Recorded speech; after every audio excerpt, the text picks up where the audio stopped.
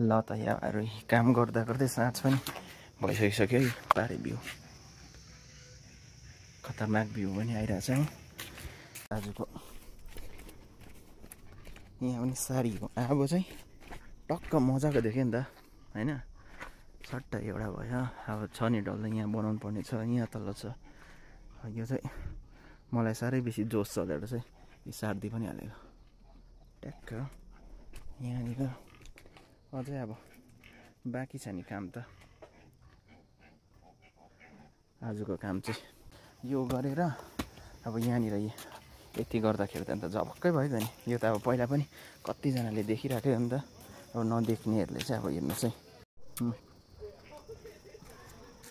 यो चाहिँ प्याज एकदम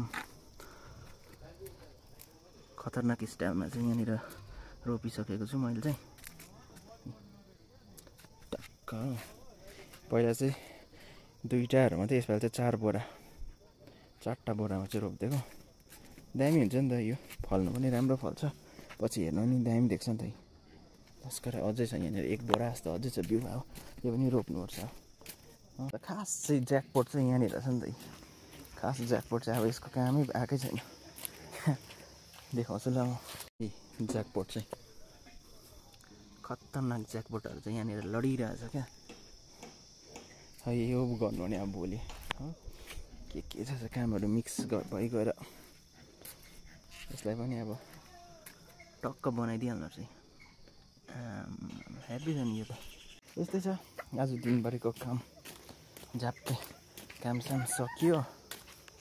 अब नुहाउनुपर्छ ल। या चाहिँ हाचिङ चिङ्ने आजको लागि यति नै। मेरो पानी पनि तातिसकिसक्यो।